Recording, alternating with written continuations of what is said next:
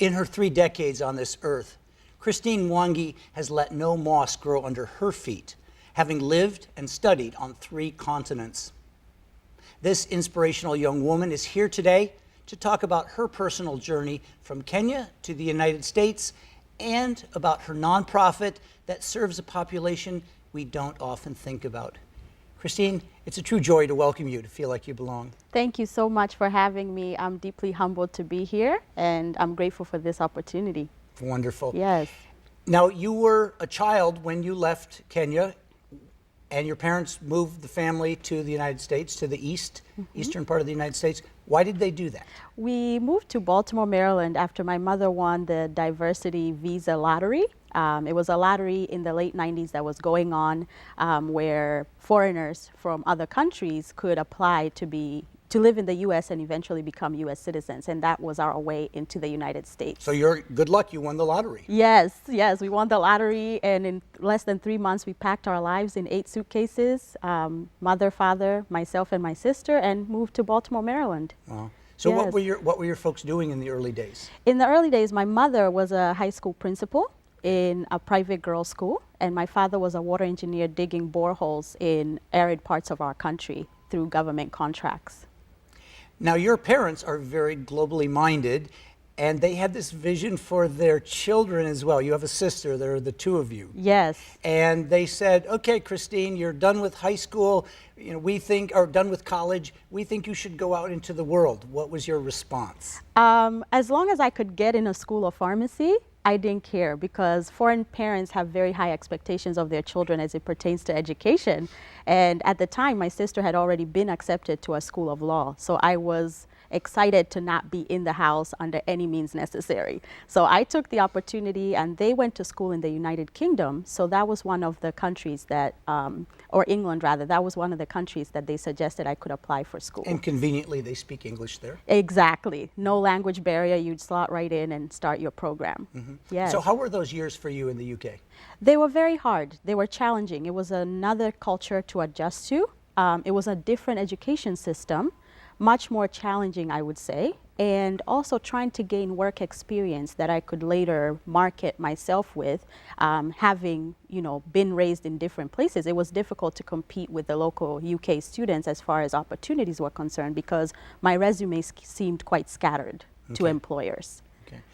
So the training between the UK and the US has to be fairly comparable. Are there major differences in pharmacy programs? There are. For example, in the United States, students do their practical work in between each school year, whereas in the UK, you go through 4 years of schooling and then 1 year of what they call pre-registration training, where you work under a licensed pharmacist before you're allowed to sit the board exams. So you're still encouraged to get work experience in the summer and do summer placements, sort of internships, but your real rigorous training as a junior pharmacist happens in the 5th year of your schooling in England. Yes. When did it occur to you that you weren't destined to stay in the UK, that you would be coming back to the US? This happened in my pre-registration year, actually. So this was fall of 2013 to summer of 2014. And that's around the time where when the Ebola outbreak happened in West Africa. And I was still looking for a way that I could impact people more with my education and my training. And I wasn't getting a lot of time to do that in the community pharmacy in which I was gaining experience. My time was limited between when I received a prescription and when I sent the patient out the door. And so I didn't feel I was making as great of an impact as I could. And that outbreak, it taught me the different things that women are going through around the world, and especially as it pertained to feminine hygiene and women's health. And I knew that that was a place I could impact with my education and work background. Okay, so you came back to the US, and what were you doing then? So I came back to the US, and initially I was doing nothing. Because the board exam results had not come out, so I couldn't officially even say I was a pharmacist. And so I spent some time with my father, who at the time had moved to Florida. Our family was in the process of my parents retiring and moving to Florida, and my sister just got a new job and had moved to California. So you were sort of homeless. Yes, we were kind of homeless for a while, so to speak, but finding our way in the next phase of everybody's life. And, you know, just sitting there with dad, pretty much doing nothing, and him probably thinking, I hope this girl is applying for jobs and planning to go back. She's certainly qualified for lots of stuff, or you Yes. go out and be productive. Yes, and so as it would be, the results for the board exams came back, and I passed, and I was officially a pharmacist. I had a registration number, which is the equivalent of your license. And so my father's looking at me, so you're applying for jobs, correct? And I didn't know how to tell him I wasn't. I had to sell him my vision to impact women in women's health. And at first he was so shocked that he asked me, you know, what do you mean? Is this a sector of pharmacy? Is this a thing? What is this? This Is your training, yes, right, young lady? Yes. And so I had to pull out the research that showed that there was a great lack of access to women's health education and feminine hygiene products, not only to women in developing countries, but also in developed countries in the inner city populations. This is a great deal because without these products and consistently having access to these products, women are not able to always succeed in other programs, especially those that advocate for education and job training. Because if 1 week out of the month you are without feminine hygiene products, or you're anxious about where to get them, surely you can't focus enough at a job, you can't focus enough in an education training program, and it becomes hard for women to succeed. Sure. Now, at some point you had a decision to make whether you would go to sunny Dallas, Texas, or snowy Grand Rapids, Michigan. Yes, so I found a way to get some work experience working on the ground in inner city communities where underserved women were living and trying to find their way. And there were two opportunities, one in Dallas, Texas with the mayor's office, working to do some statistical work with the Affordable Care Act that had just been rolled out. And also another opportunity in Grand Rapids, Michigan with Bethany Christian Services, where there was a chance for me to work with refugee women in the adult and family program. And so I didn't know anybody in Michigan. I had a cousin in Dallas, but of course, even comparing the weather, I thought it was a no-brainer that, you know, I should go to Dallas. But then when I thought about it, I realized the opportunity in Grand Rapids was a much better fit, because I would be able to learn from women around the world without actually going around the world to do it. Mm-hmm. And that was the opportunity that led me to Michigan. So talk about the experience with Bethany and the needs of refugee women. Yes, so it was brought to my attention by the director of the program, Donna Abott, that there were concerns among landlords and employers of refugees as it pertained to the disposal of feminine hygiene products. So understandably, where a lot of refugee women come from, they are able to dispose of these products in pit latrine toilets, whereas when they arrive here, they have to be taught what kind of things don't go in the toilet here. Mm-hmm. And as well at work, you know, just to teach them that there are special receptacles for these products. And also teach them what products are available here for them to use. Do you have remedies for pain relief? What are those that are available here? How to take them properly? So that was, those were the questions I wanted to answer for those women, and in a space that they felt safe to talk about these things. Sure, because obviously this is very personal. Yes. And you had mentioned earlier that there's an education gap. There's a lack of knowledge Yes. in a lot of third world countries just about our bodies. Yes, absolutely. So the female reproductive system is not taught to the extent that it should in many countries. In fact, even in some schools of medicine, they still use a picture of a flower and its anatomy to depict the female reproductive system. Oh my. And so even medical doctors in some countries may not actually know all the parts or have seen all the parts. They know what they do, but to see them on text and to be told this is what your anatomy looks like on the inside. This is how it functions. Yes, Yeah. yes, and talk about all the hormones. This is all very new to a lot of women, both women that are coming from other countries into the U.S. and women locally.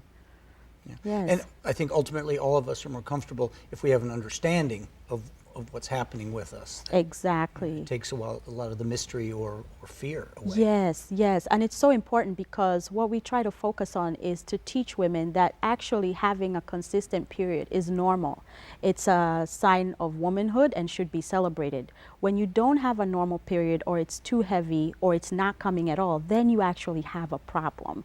And where do you go when this happens in our city? Where do you go for help? So in a lot of your work with Bethany, then you were actually coaching these women. Yes. And developing educational materials. Exactly. So I developed a curriculum that addresses topics one by one, assuming that a woman knows nothing. So we start from anatomy, gross anatomy and physiology. What are the major parts of the reproductive system? What are the main player organs? What do they do? About the hormones that regulate the whole system of menstruation. Where do these hormones come from? The glands in the brain that release these hormones, and also the cycle of menstruation, and most importantly, even ovulation. A lot of women like to know when, as far as family planning is concerned, when is the best time of the month to conceive. So even telling them that in the United States, they have access to ovulation testing kits. That they can purchase for not a lot of money in the store, and how to use them. We talk to them about apps that they can download on their phone in this tech-savvy age to help track their period or their ovulation. We also teach them about puberty, how to prepare their young girls in a different country about their period, to reduce the stigma that surrounds menstruation, the likelihood of bullying if a young girl's period comes while they're in school or playing a sport. Then we talk about the different products that can be used to manage menstruation. And we have sort of a touch and feel session in our workshop. We bring many samples of different products, both disposable and reusable. We tell them what they look like in the store. When they go into that aisle, it can be scary even for somebody who speaks English, let alone somebody who doesn't speak nor read English. Sure. And so we also try to educate them about the reusable products that can save them money in the long run. So some of the refugee families that we've encountered have multiple women in the home who are menstruating, and it can be a huge, huge cost to their budget if they're having to buy multiple absorbencies of products every month. So we talk to them about the use of cloth pads and menstrual cups, which are the leading types of reusable products. But we also mentioned sea sponge tampons, which are the reusable version of the regular cotton tampon. And so you find a lot of them engage very much at that section of the workshop because they share about what is common to them in their countries, and they're excited to try especially products that save them money. So we distribute those to them free of charge. And all this training and background is leading up to your founding a nonprofit. Tell us about Be a Rose. Yes, so I knew during my work at Bethany on that Refugee Women's Health workshop that there was such a great need for this work. And I knew I wanted to continue this work. So I founded Be a Rose to be an extension of that, to help me continue doing this work. And so Be a Rose functions to fulfill a mission that is to educate women on women's health and also to provide feminine hygiene products through community partnerships. So we partner with shelters, group homes, pantries, churches, drop-in centers, and we make sure those organizations are supported with those products for their women who are accessing their programs. You mentioned also that there's a special ministry for incarcerated women. Yes, so we have recently partnered with the Criminal Justice Chaplaincy, and women who are recently re-entering our community from the prison or criminal justice system, they also need some level of support until they can go through the programs they need to be self-sustaining members of our community. And feminine hygiene is one of them because these products are not covered by food stamps or any Medicaid or government subsidy program. It's hit or miss whether they get them at these pantries or shelters or any other program that they're going to for help. And yet this is such a critical, basic health and sanitation concern that it should be much more widespread. Yes, and accessible, because even while they're in prison and incarcerated, women still have to purchase these products, whereas men in incarceration don't have such a huge cost every month to purchase products that they need for their hygiene. Sure. Yes. Sure. Just to give credit where credit's due, why is it called Be a Rose? So Be a Rose is named after my grandmother. My paternal grandmother is named Rose, and she was a great source of inspiration and encouragement and hope to me, especially in my years in the United Kingdom. And so when I was thinking of a name, I thought, I want to be a rose to other women. I want to be a source of hope, of encouragement amongst their circumstances. I want to be somebody that met with them where they were and said, hey, here's some help with your feminine hygiene items. I know you need them every month, and I know they're hard to get. So that is what I hoped to be. And everybody who supports us is being a rose in one way or another. Super. Just to wrap up, how can people find you? What is your website? Our website is www.bearose.org, and we have a great Facebook presence. If they just search Be a Rose, our logo is a pink rose. Wonderful. And how can people help you best if our viewers feel inclined? They can help us best by volunteering and helping us spread the word. There are various ways in which they can volunteer. They can host donation drives at their place of work, at their place of worship, in a group that they belong to. They can also help us by hosting what we're calling parties with a purpose. This is where you invite a group of your friends to your home, and we help support you. We can bring in a vendor who has an item or a service that caters to women, and every guest just has to bring a feminine hygiene product, and they get to learn about Be a Rose's mission and also sign up to help in the future if they so wish. Well, fantastic. I hope you get a great response after people have a chance to view the show. Thank you. Thanks you for very coming much. by. Thank you for having me. You bet. Thank you for joining us today. If you're home watching on TV, stay tuned for our upcoming segments on American English, culture, and humor. Our viewers on the internet can catch those segments on our What's Up and What's So Funny web pages. See you again soon.